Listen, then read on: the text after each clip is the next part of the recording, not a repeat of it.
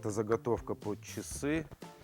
Вот они, скажем, уже вот один образец залиты. Сейчас я вам покажу, как размешивается смола, тонируется любым цветом, каким захотим. И будем начинать проливать.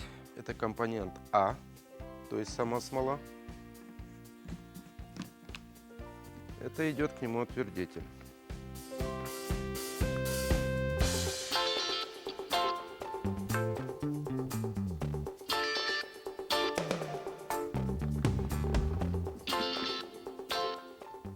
И очень тщательно, на протяжении 3-5 минут это надо все размешивать.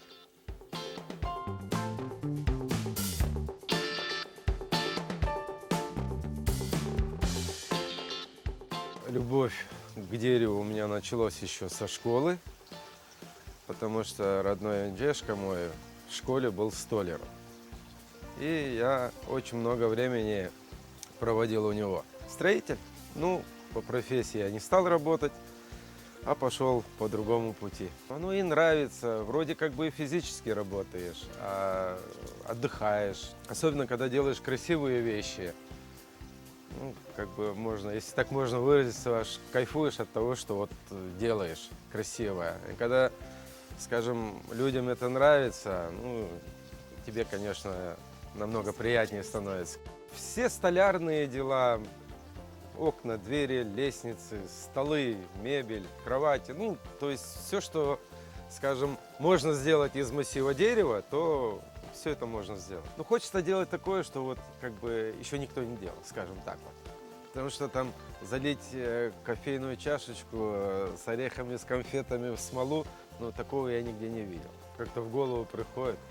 Бывает, во сне приснится что-нибудь. Утром встаешь, идешь, делаешь, и получается красиво. Дети помогают, жена помогает. Семейным советом приходим к чему-то такому красивому, а потом я воплощаю это в жизнь. Целый день в цеху.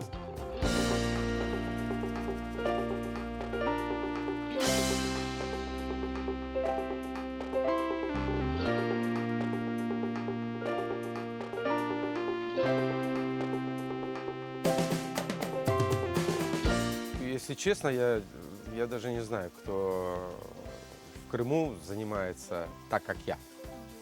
Я имею в виду со смолой, потому что по дереву у нас очень много мастеров хороших. Все зависит от размеров и от расхода смолы. Может уйти и месяц.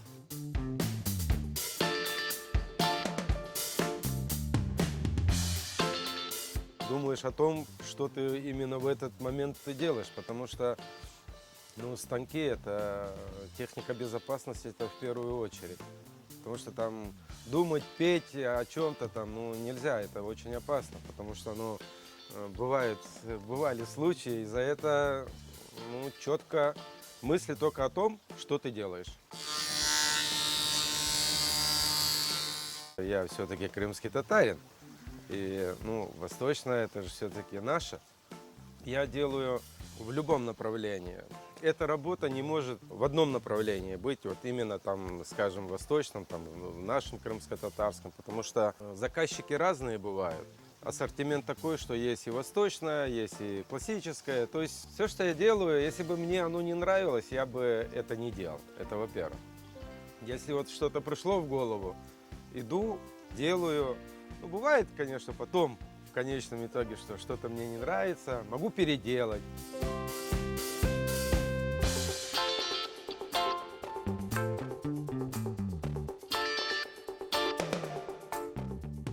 Успех, наверное, то, что я делаю, нравится людям и друзьям. И они, скажем так, передают друг другу. И вот, наверное, из-за этого и успешно получается работа, изделия. То, что я люблю эту профессию, скажем так, вот это, наверное, меня и вдохновляет.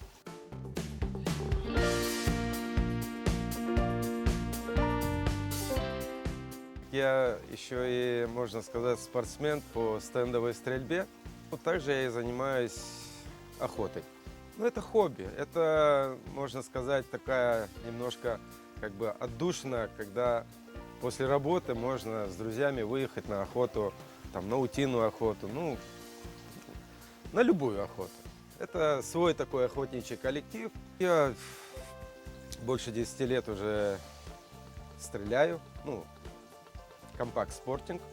Ну, получается, когда получается, завоевываю первые места, когда не получается, завоевываю вторые, третьи, а то бывает и без медалей.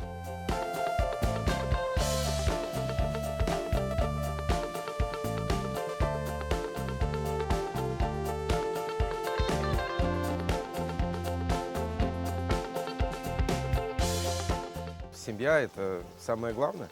Для мужчины, для отца, своей семье, жена, дети – это в первую очередь. Это самое дорогое, что у меня есть. Они первые, кто оценивает мою работу. Я все-таки отец, у меня 3 детей.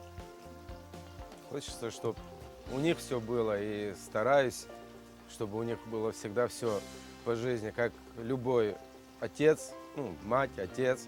Они желают только своим детям добро. И хотят, чтобы у них по жизни было всегда все хорошо.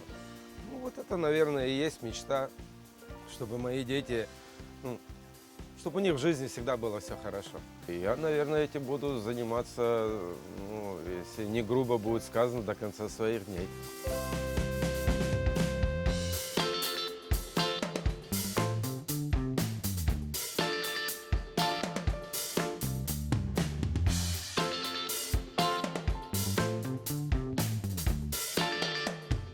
Мой отец, Рахметля, он у меня 3 побывал в хаджи. Мать у нас рановато ушла немножко. В основном, как меня отец воспитывал, я так и стараюсь воспитывать своих детей.